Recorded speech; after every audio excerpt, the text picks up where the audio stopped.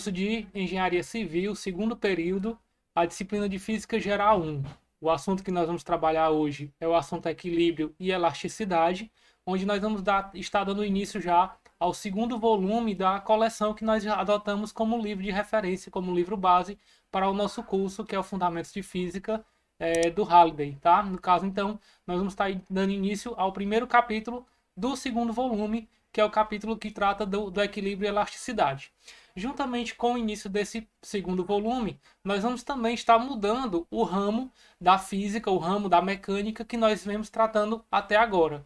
Como vocês sabem, no início dessa disciplina, eu comentei com vocês que a mecânica, por ser a parte da física que estuda os movimentos, precisa ser subdividida em três ramos, precisa ser subdividida em três partes.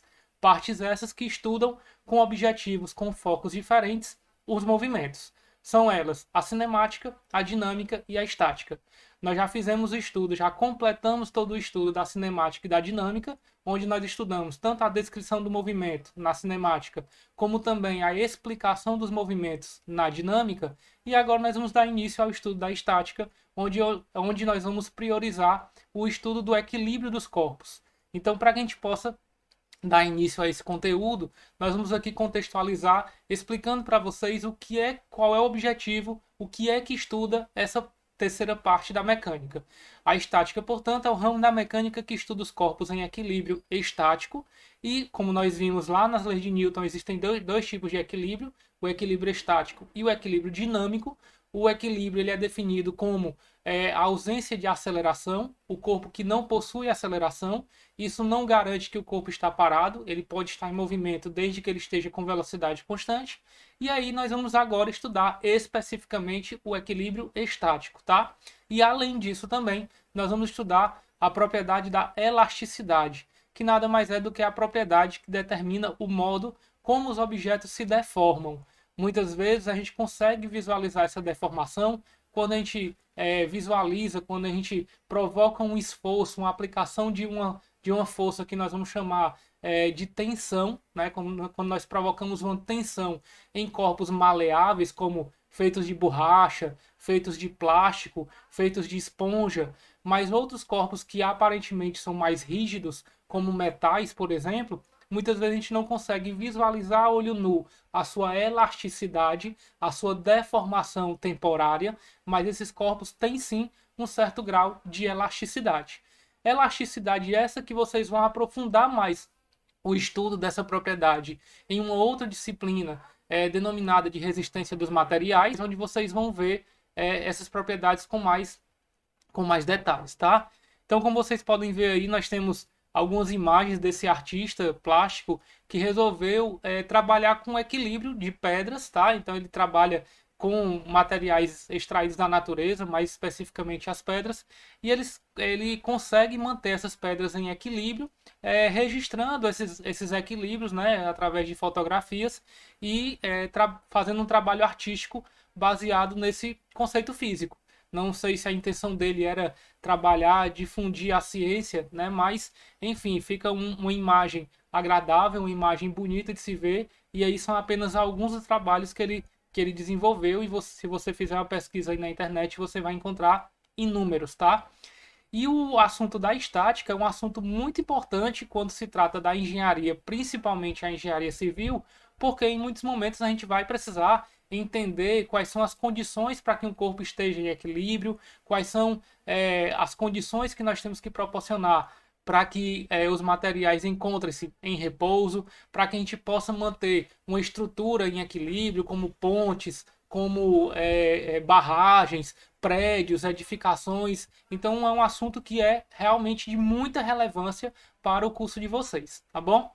Então, pessoal, dando sequência aqui ao nosso assunto, o que é que nós vamos trabalhar hoje? Nós vamos ver basicamente o que seria o equilíbrio, quais são as condições para que um corpo se encontre em equilíbrio. Vamos também estudar alguns exemplos práticos, tá? Para que a gente possa saber como é que a gente resolveria questões envolvendo equilíbrio. E também vamos, no fim, trabalhar com a propriedade da elasticidade, beleza? Vamos começar então entendendo o que seria esse equilíbrio, quais são as condições para que a gente possa ter, quais são as condições que nós temos que garantir para que um corpo tenha que estar em equilíbrio. Veja que nós vamos trabalhar aí com duas grandezas físicas que já são conhecidas de vocês, que nós já estudamos ao longo do nosso curso. São elas a grandeza de momento linear, também conhecida como quantidade de movimento, que representa a dificuldade em parar um corpo. Ou seja, o momento linear é aquela grandeza que representa a dificuldade que um corpo impõe em ser parado, e essa dificuldade ela depende de dois fatores, da massa desse corpo e da velocidade que ele possui, tá? A primeira condição, então, para que um corpo encontre-se em equilíbrio, que esse momento linear seja constante. Ou seja, para que esse momento linear seja constante, nós temos que lembrar que, por definição, a variação do momento linear num determinado intervalo de tempo determina a força resultante. A variação do momento linear seria o impulso resultante que está atuando sobre um corpo. E esse impulso nada mais é do que a força resultante multiplicada pelo intervalo de tempo. Em outras palavras, se você pegar essa variação do momento linear e dividir pelo intervalo de tempo, você vai ter a força resultante média que está atuando naquele corpo. Se você aplicar ali o infinitesimal dessa variação de momento linear num determinado dt, portanto, o dp dt, você vai ter ali a força resultante instantânea, que está atuando naquele momento sobre um corpo, e se esse momento linear está se mantendo constante, a derivada do momento linear com relação ao tempo é igual a zero. Consequentemente, a força resultante que está atuando sobre aquele corpo naquele momento de equilíbrio é igual a zero, tá? Então essa é a primeira condição para que um corpo seja considerado em equilíbrio. A outra condição tem a ver com o momento angular, que foi estudado no último assunto, e tem a ver com a dificuldade em rotacionar, em girar um corpo. Veja então que todo corpo, para ser rotacionado, ele impõe uma dificuldade em sofrer esse movimento, em sofrer esta rotação. Dificuldade essa que está atrelada também à força que você está aplicando e também à distância do ponto de aplicação da força até o eixo de rotação. Essa distância precisa ser perpendicular à força aplicada, o que nós chamamos, portanto, de braço de alavanca.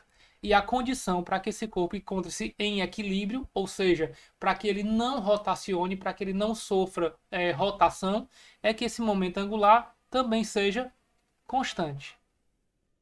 E aí, pessoal, para que esse momento angular seja constante, nós de novo vamos lembrar que a derivada, a variação desse momento linear dividido pelo intervalo de tempo, gera o que nós chamamos de torque.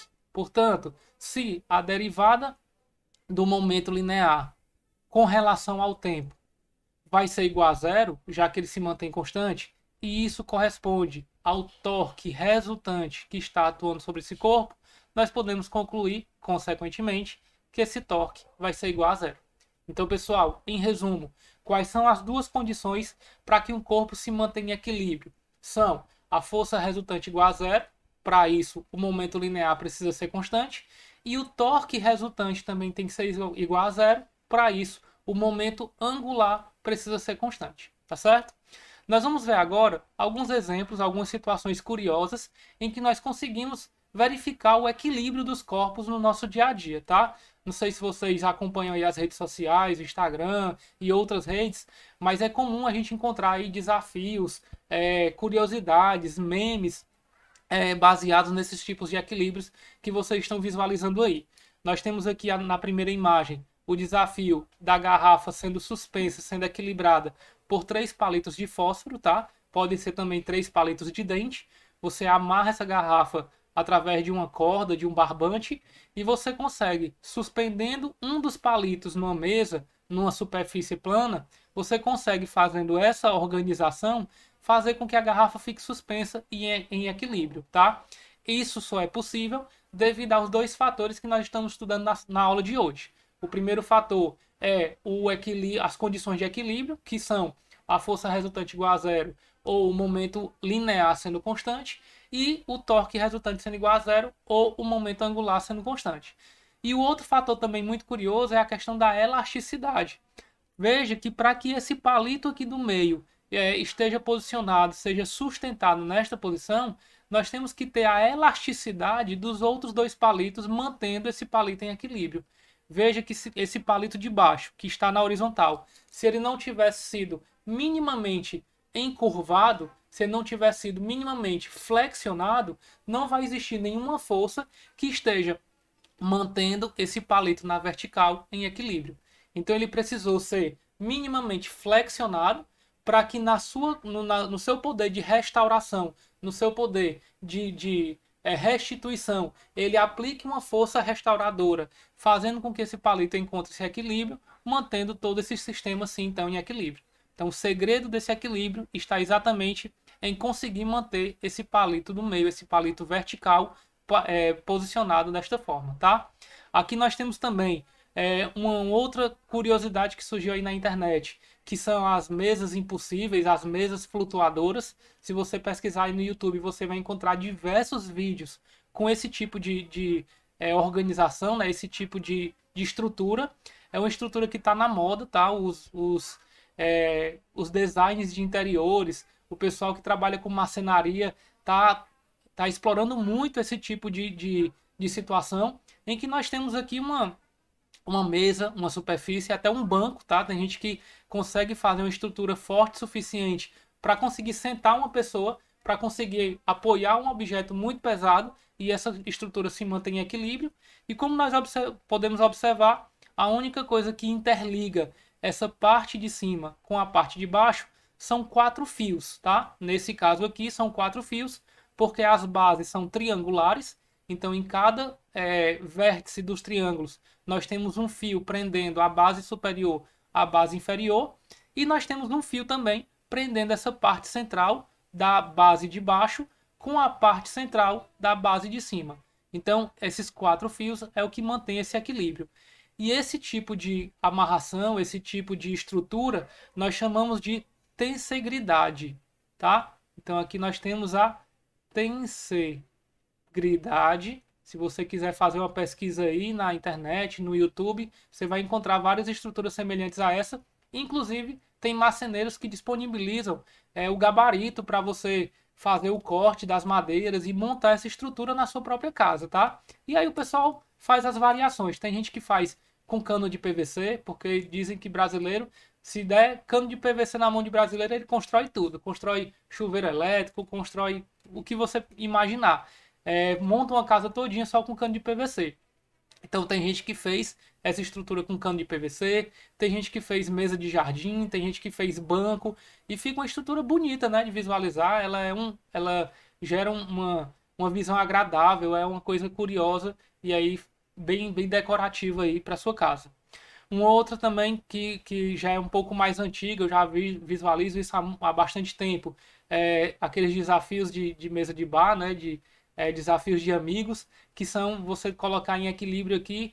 Aqui tem um garfo e uma colher, mas às vezes a gente vê 2 garfos é, enganchados um no outro, né, atrelados um ao outro, e em equilíbrio apenas com um palito. Pode ser um palito de fósforo, um palito de dente na borda de um copo, tá? Pode ser também uma garrafa de refrigerante ou outra coisa parecida. E por fim, nós temos aqui esse passarinho que consegue ficar equilibrado apenas apoiado pelo bico, tá? E esse equilíbrio ele é possível porque nas extremidades das suas asas foram colocados internamente pedacinhos de chumbo, deslocando o seu centro de massa para o bico do passarinho, fazendo com que a pessoa que ao apoiar o dedo ou qualquer outro objeto no bico dele, faça com que ele fique ali em equilíbrio. É interessante porque você pode até empurrar a cauda dele para baixo, você pode descer a cauda dele, quando você solta, ele volta para a posição de equilíbrio, caracterizando aí o que nós chamamos de equilíbrio estável.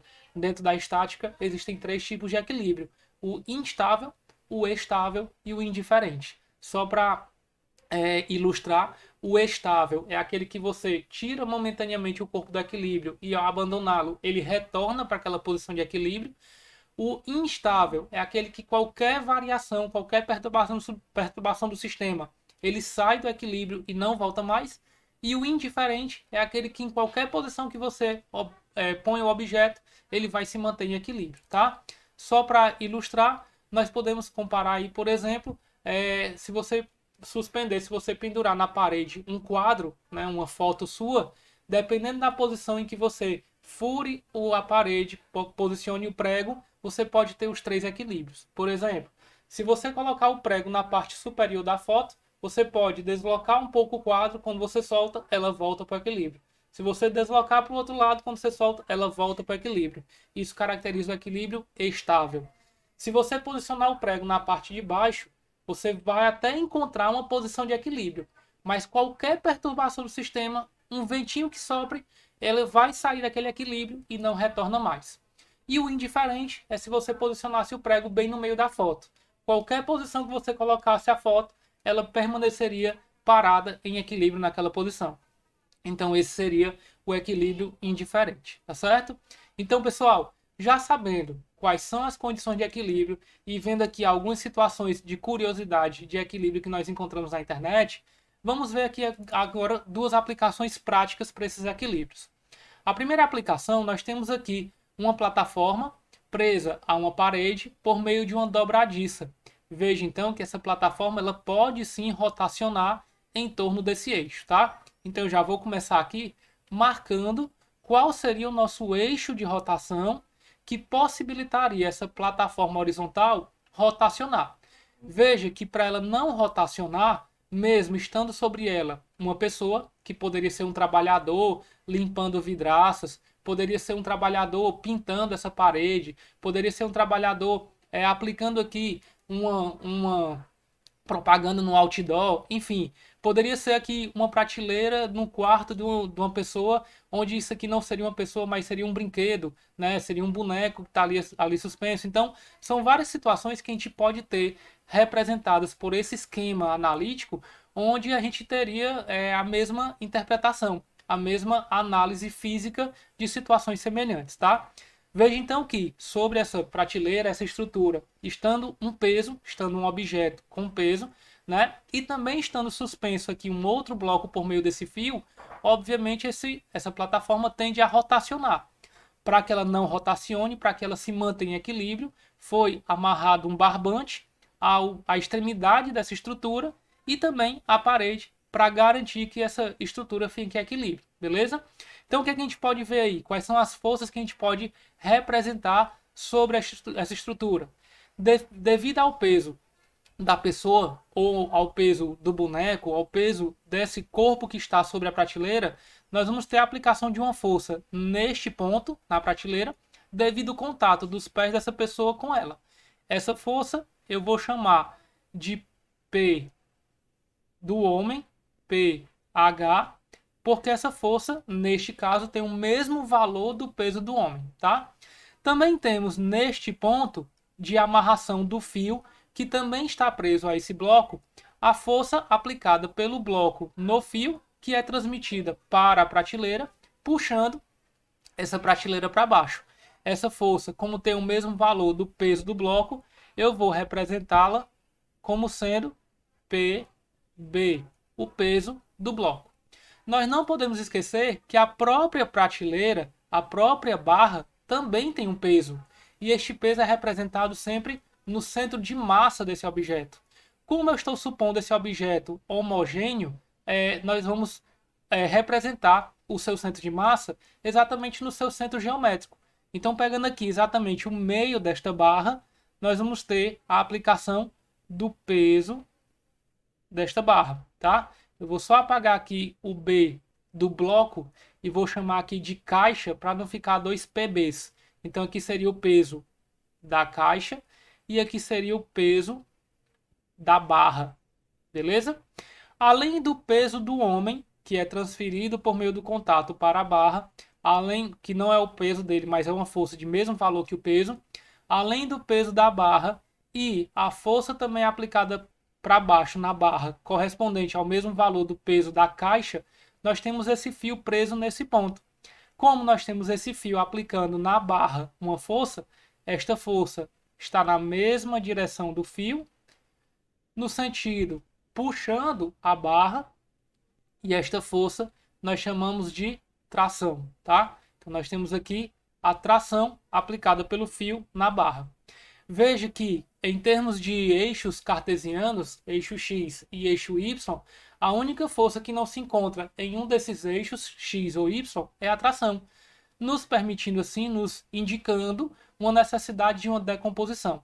Então nós vamos ter aqui, decompondo a tração, uma componente vertical, que eu vou chamar de TY, e uma componente horizontal que eu vou chamar de Tx.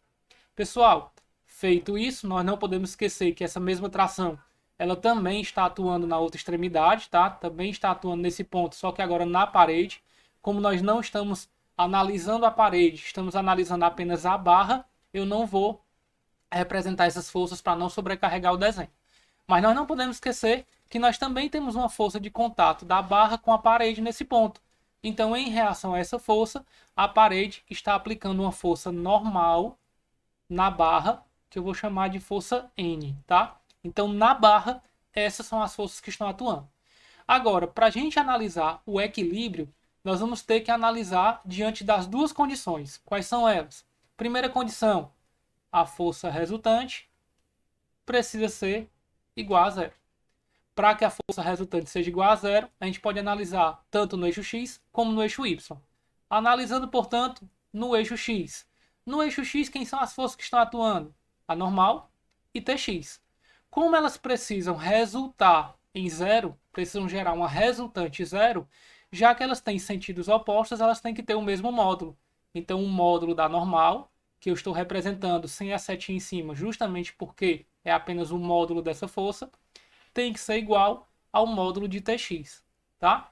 Se a gente pegar, por exemplo, como ângulo de inclinação, o ângulo que o fio está fazendo com a barra, esse ângulo θ aqui, a gente consegue perceber que o Tx está colado a ele. Então, sendo assim, o Tx seria T cosseno de θ. Então, se você precisar calcular o valor o valor da força que a parede está aplicando sobre a barra, que é a normal, esse valor seria T vezes o cosseno desse ângulo. Analisando também o eixo Y, nós vamos ter quem são as forças que estão atuando no eixo Y, na vertical. Nós temos TY para cima e nós temos PH, PB e PC, todos para baixo. Para que a resultante nesse eixo seja igual a zero, os módulos de quem aponta para um lado tem que ser igual aos módulos de quem aponta para o outro. Então, quem aponta para cima, TY, vai ser igual ao módulo de todo mundo que aponta para baixo. Quem aponta para baixo? O peso do homem, que não é o próprio peso, porque esta força atua nele, mas de novo, é uma força que está surgindo devido ao contato do homem com a plataforma, e essa força tem o mesmo valor do peso do homem, por isso que eu estou chamando já de peso do homem, tá? Mas o próprio peso da barra, aqui sim é o peso da barra, mais o peso da caixa, que de novo é o mesmo esquema lá do peso do homem. É uma força aplicada pelo fio preso à barra, preso à plataforma, que essa força tem o mesmo valor do peso da caixa devido ao equilíbrio, tá bom? Se o Tx está colado, por isso é T cosseno, o Ty está separado, então seria T seno de θ, e isso vai ser igual ao peso do homem, que é a massa dele vezes a gravidade, mais o peso da barra, que é a massa da barra vezes a gravidade, mais o peso da caixa, que é a massa da caixa vezes a gravidade, tá? Então, com esse esquema, possivelmente, você consegue calcular aqui a tração. Ah, Giovanni, mas vamos supor que eu conheça a massa do homem, a massa da barra, a massa da caixa, e numa situação prática, se você não conhecer, é fácil obter esses valores, basta utilizar uma balança, tá? Mas eu preciso calcular qual é o fio, eu preciso dimensionar qual seria o fio que conseguiria suportar todo este peso sem se romper. Então eu preciso calcular aqui qual seria a força necessária para esse fio suportar sem se romper. Então eu precisaria calcular esse T. Outra coisa que eu preciso calcular também é esse ângulo de inclinação para que eu possa obter esse valor. Então veja que se aqui nós não temos nem o θ nem o t, nós não vamos conseguir achar esses valores com essas equações, porque também surgiu a normal, que é um valor desconhecido. Então você precisaria de uma outra equação para poder resolver esse sistema. De onde viria essa outra equação? Essa equação viria da outra condição de equilíbrio, que é a condição do torque. Nós não podemos esquecer que além da força resultante ser igual a zero, o torque resultante também precisa ser igual a zero, porque justamente nós não queremos que essa barra rotacione. E aí, todas as forças que estão atuando no eixo de rotação não geram torque. Aí já somem a normal. A normal já não gera torque, por isso ela não precisa entrar nessa equação. Quem são as forças, então, que geram torque na possível rotação desta barra? São todas as forças que não estão atuando no eixo de rotação. Estão atuando ao longo da barra. São elas, então, o peso do homem, o peso da barra, o peso da caixa e a tração. Lembrando que para gerar torque tem que ter um braço de alavanca, ou seja, a força tem que ser perpendicular à distância até o eixo de rotação, então do ponto de aplicação até o eixo de rotação. Então, entre as duas componentes da tração, a única que gera torque, possível rotação, é o TY. O TX aponta para o eixo de rotação, então ele não gera torque. Sendo assim, então, o TY tenta rotacionar a barra no sentido anti-horário, o peso do homem, o peso da barra e o peso da caixa tentam rotacionar a barra no sentido horário. Então, todas as forças que geram torque no sentido anti-horário têm que ter o mesmo módulo de todas as forças que geram torque no sentido horário. Vamos organizar isso. Quem são os torques no sentido anti-horário? É o torque gerado pelo TY, que é, portanto, TY vezes a distância, vezes o braço de alavanca, vezes a distância do ponto de aplicação até o eixo de rotação, que é o comprimento da barra. Então, pessoal, para ficar aqui bem claro, eu vou chamar o comprimento da barra de L, tá? Então, nós teríamos aqui o torque gerado por TY, o valor do TY, vezes o comprimento da barra. Isso vai ser igual ao torque gerado pelo peso do homem, que vai ser o peso do homem vezes a distância de onde ele está até o eixo de rotação, que eu estou chamando de DH, mais o torque do peso da barra. Veja que como a barra é homogênea, o peso está no centro de massa, que é o centro geométrico, que é o meio da barra. Então nós podemos afirmar que o torque do peso da barra é o peso da barra vezes essa distância, que é a metade do comprimento da barra. Então L sobre 2. Mais o torque do peso da caixa, que é o peso da caixa, vezes a distância que a caixa está até o eixo de rotação, tá? Então, lembrando que o TY é o T seno, você substitui aqui, e aí encontra que o TY, o T seno vezes L, é igual ao peso do homem vezes a distância do homem, mais o peso da barra, vezes L sobre 2, mais o peso da caixa, vezes a distância da caixa até o eixo de rotação. E isso, pessoal, para quantas forças tiverem. Então veja a importância de primeiro você representar as forças, para após a representação das forças, você fazer uso das condições de equilíbrio, tanto da força resultante como do torque resultante, tá certo? Vamos agora para uma segunda aplicação prática, uma situação também bastante comum em construções civis. Nós temos aí um homem apoiando uma escada, tá? No chão e na parede. Veja que para que haja esse apoio, a caixa mantém uma determinada inclinação com a parede. Também uma inclinação com o chão, mas dessa vez nós vamos analisar a inclinação com a parede. Vamos agora representar todas as forças que atuam na escada. Nós estamos analisando o equilíbrio da escada, tá? Já para ficar claro, eu já posicionei aqui o nosso referencial, os nossos eixos cartesianos, onde o eixo X e o eixo Y vão ter o seu encontro exatamente no ponto de contato da escada com o chão. Então vamos lá. Na escada nós temos ela apoiada com a parede está aplicando uma força normal na escada, que eu vou chamar de NP. Por que eu estou destacando o NP? Porque a parede está em contato com a escada aplicando a normal, mas o chão também está em contato com a escada. Então nós vamos ter também aqui nesse ponto de contato uma outra normal, que eu vou chamar de NC, a normal aplicada pelo chão. Então, para diferenciar, a normal aplicada pela parede, a normal aplicada pelo chão, tá certo?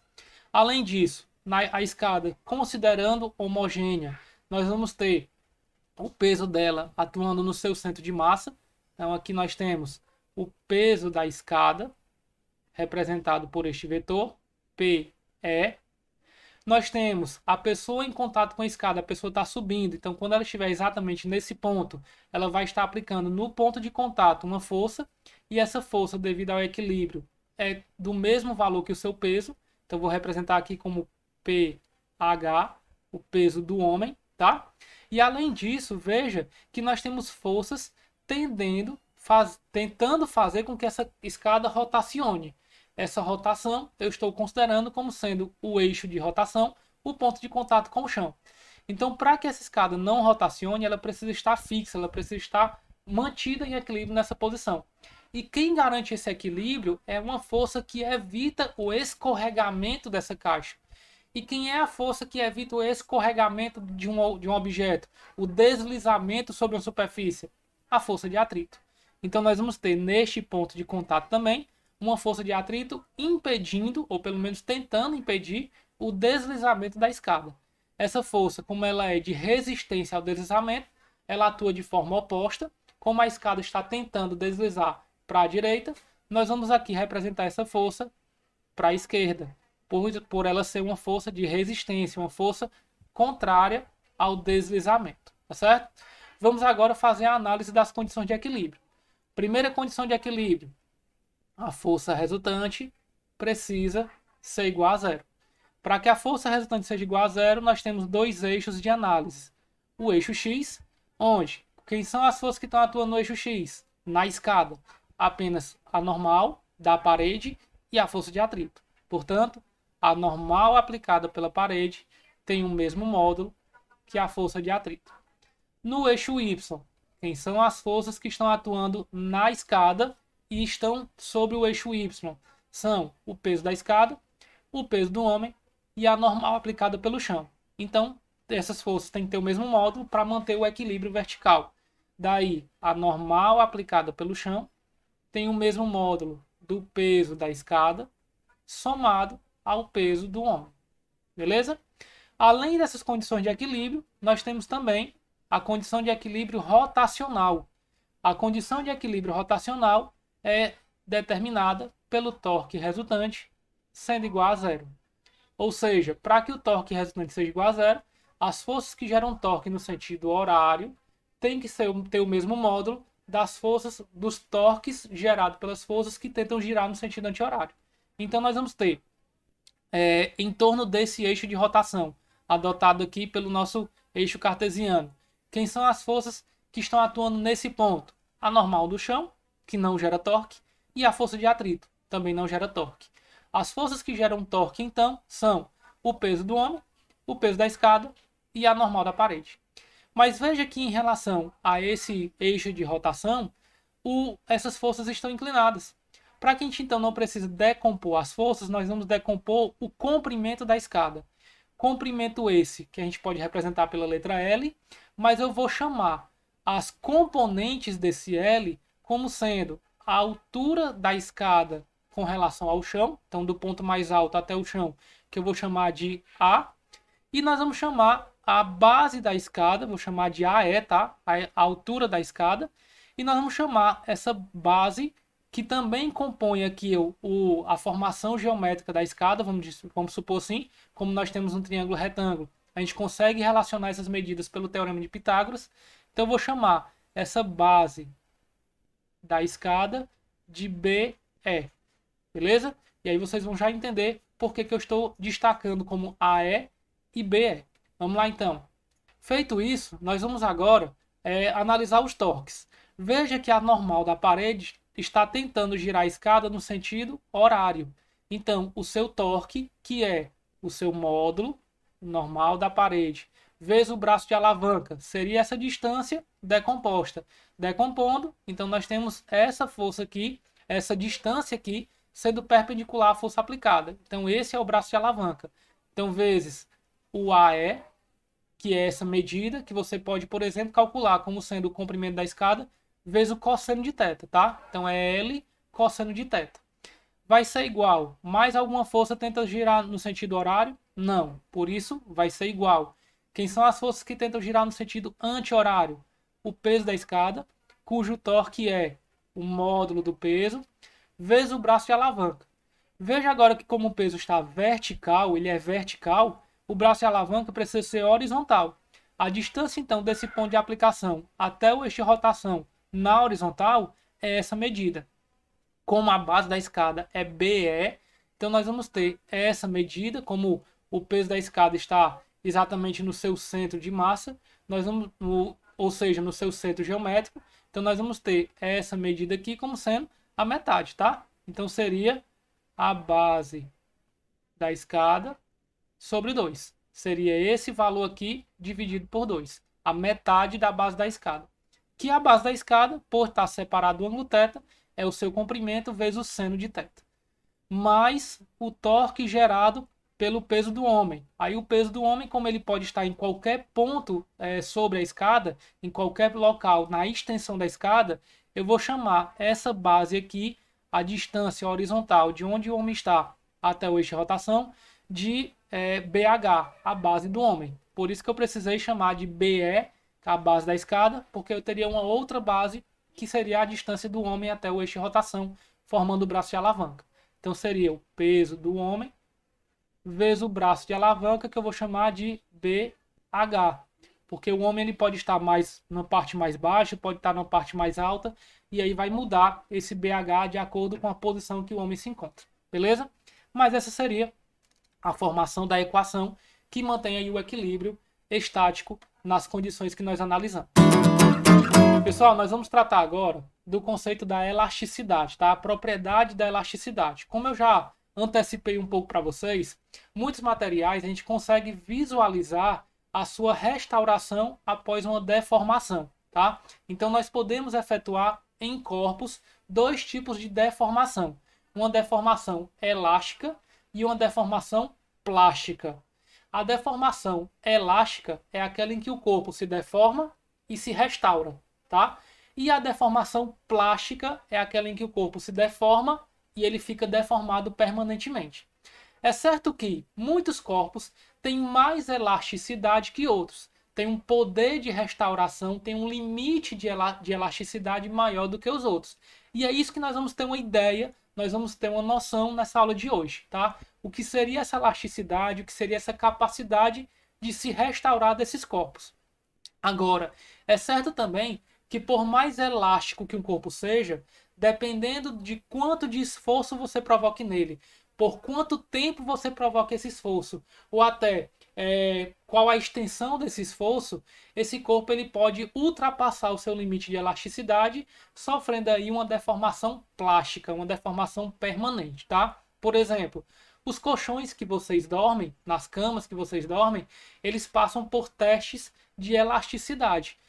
Depois de muito tempo, quando você usa um colchão, eles têm um prazo de validade, digamos assim, eles já sofrem uma deformação permanente. Então, não sei se vocês já tiveram a curiosidade ou até tiveram a oportunidade de ver testes que são feitos com colchões no Inmetro, por exemplo, que é o órgão que regulamenta, que regula aí as fabricações de produtos que nós temos no nosso país, mas eles fazem testes provocando esforços repetidos nesses colchões para saber o quanto eles conseguem suportar, tanto de peso, como também de tempo de esforço, como também de repetição de movimento.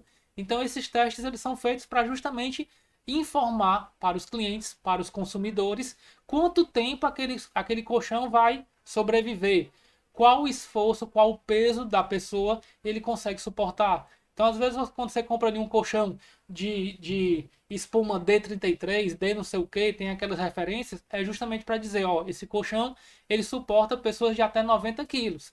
Esse colchão suporta pessoas de até 120 quilogramas e assim por diante, tá? Então, tem gente que compra aí um colchão de qualquer jeito, não fica atento a essas especificações e muitas vezes se depara com um colchão que seria feito para criança, comprando para um adulto, para um jovem, e muitas vezes aquele colchão logo se deforma e aí reclama da qualidade do produto, do fabricante, indicando que esse produto é de má qualidade, não presta para nada, é descartável. Mas não, é que aquele produto é destinado para outro público. Então você tem que ficar atento a esses detalhes. Assim como também na fabricação, na construção de pontes, na construção de estruturas. A gente tem que ficar atento à questão da elasticidade. A questão da ponte conseguir suportar esforços de flexibilidade, porque vai passar cargas por cima dela, ela vai sofrer deformações devido à ação do vento, que nós vamos estudar isso no próximo semestre, quando a gente estiver estudando oscilações. Então, na disciplina de resistência dos materiais, em que vocês vão estudar a construção de barragens, a construção de pontes, outros tipos de construções, vocês vão precisar muito desses conceitos de elasticidade e equilíbrio, tá? Então os corpos eles podem ser analisados microscopicamente como sendo feitos de átomos, moléculas, e esses átomos estão interligados.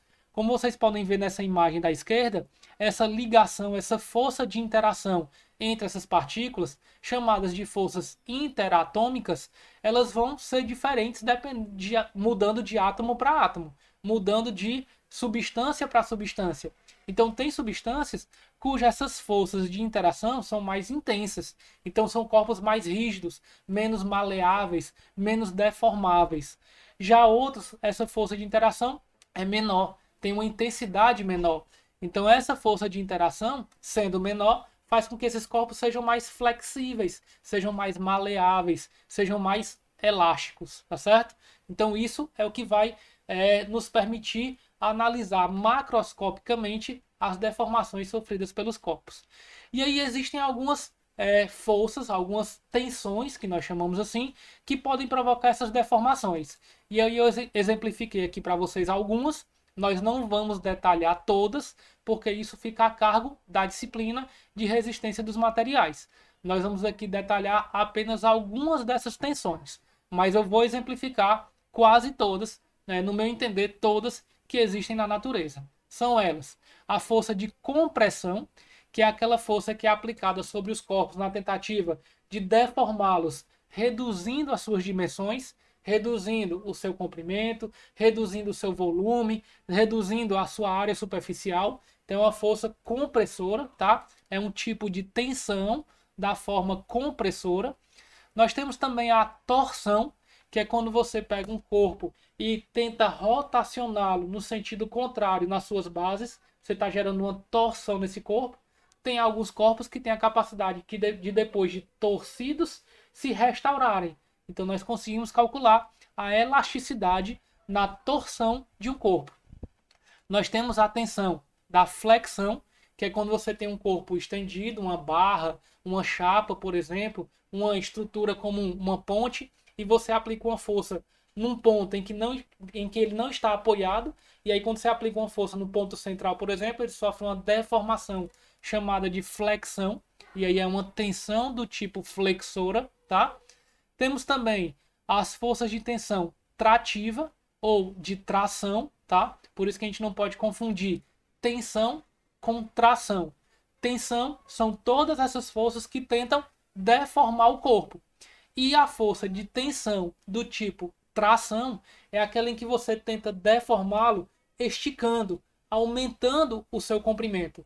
Então, quando você puxa uma corda na tentativa de esticá-la, a gente chama aquela força de tração, é uma tensão, mas do tipo tração, porque se aquela corda for flexível, for elástica, tipo uma mola, ela vai distender, ela vai aumentar o tamanho. Então nós temos ali uma força de tensão do tipo trativa, do tipo de tração, tá? Temos as forças de tensão de cisalhamento, que é o que, por exemplo, uma tesoura faz. Quando você usa uma tesoura para cortar um papel, ela está cisalhando o papel, ela está aplicando forças em pontos distintos, paralelos à sua superfície, na tentativa de deformá-lo, cisalhando, tá? Então, nesse cubo que nós temos aqui, se você aplicar uma força para a direita, paralelo às suas bases, mas na base superior para a direita e na base inferior para a esquerda, você estaria aplicando ali uma força de cisalhamento neste cubo, provocando esse tipo de deformação, tá? Então isso é cisalhar. E por fim, nós temos a força de tensão hidrostática, que aí vai ser estudado no primeiro assunto que vocês vão ver no segundo semestre. A força de tensão hidrostática é aplicada por todo fluido quando um corpo está imerso nesse fluido, e aí nós temos, devido à pressão hidrostática, uma força de tensão tentando comprimir, tentando reduzir o volume deste objeto, tá certo? Como eu disse, dessas forças de tensão, nós vamos detalhar algumas, mais precisamente 3. Vamos começar aqui então pelas forças de tração ou compressão. Na realidade, eu disse que nós iríamos detalhar 3, mas aqui já temos 2 que sofrem o mesmo tipo de análise, as mesmas características, tá certo? Então, tanto na tração, que é aquela que tenta esticar o corpo, como na compressão, que é aquela que tenta reduzir o corpo, nós vamos poder calcular o quanto é a tensão gerada neste corpo pela razão. Vamos representar essa tensão pela letra sigma e vamos calcular pela força aplicada nestas tensões, tá? Então a carga aplicada sobre eles, tanto na compressão como na tração, dividido pela área que está sofrendo, que está atuando essas forças, tá? Então é importante que vocês entendam que para que a gente possa calcular essas tensões, essa força que está sendo aplicada precisa ser perpendicular à área de aplicação da força. Ah, Giovanni, então eu sou obrigado a aplicar essa força de compressão de forma perpendicular? Não, ela pode estar sendo aplicada de forma inclinada, mas você efetuar a decomposição e apenas a componente perpendicular está comprimindo, está gerando uma compressão desse objeto. A força paralela estaria gerando um outro tipo de tensão, que é a tensão de cisalhamento, tá? Então, apenas a força perpendicular ou a componente perpendicular a essa área gera o que nós estamos chamando aqui de tensão. Então, quando ele pedir para você calcular a tensão gerada neste corpo, de forma de tração ou compressão, você calcula dividindo a força perpendicular a área que está atuando esta força. Beleza? Então tá aí a forma de se calcular a tensão. Um outro cálculo que nós precisamos fazer neste tipo de análise é o que nós vamos chamar de deformação.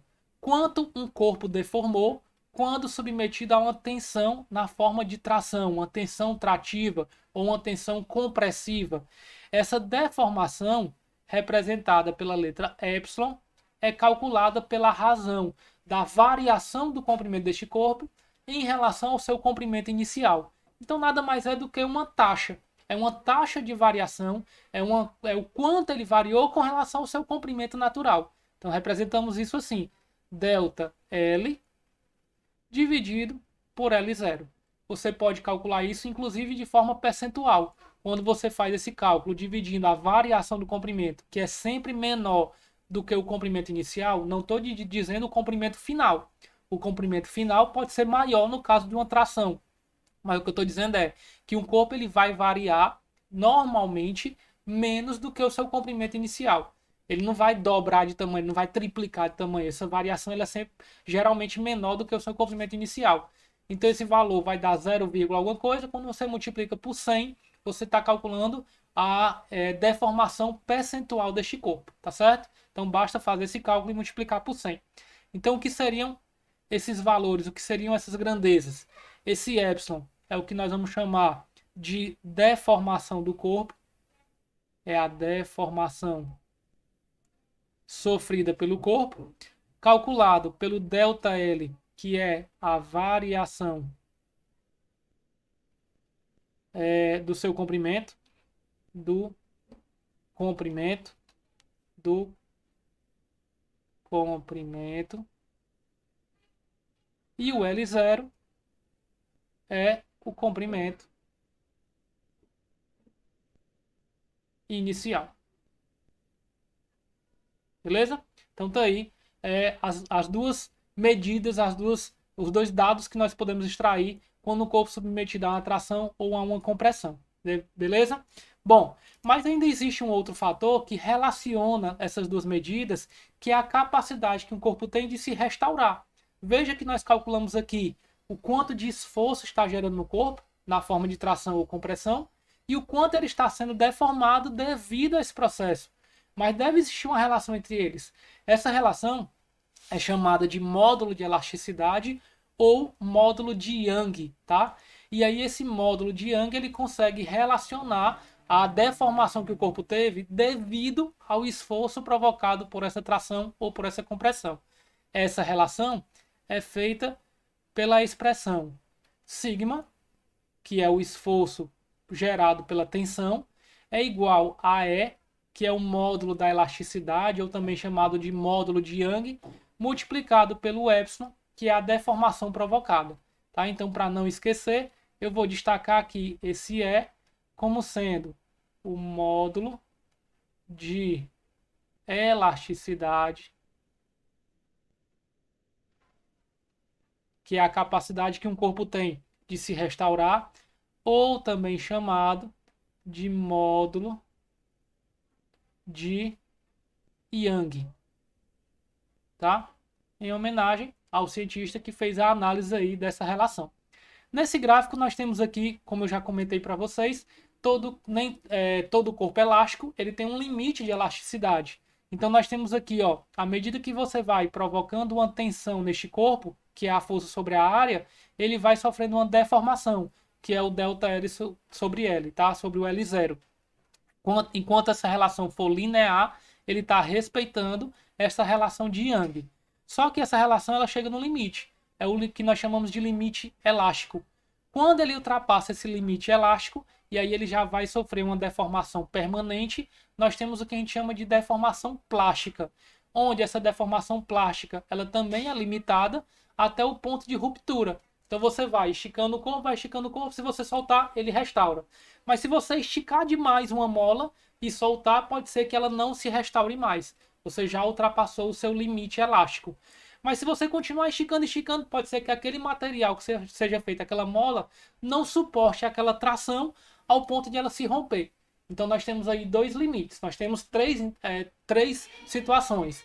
Nós temos o intervalo elástico, nós temos o intervalo plástico e nós temos, após o intervalo plástico, o ponto de ruptura. Tá certo?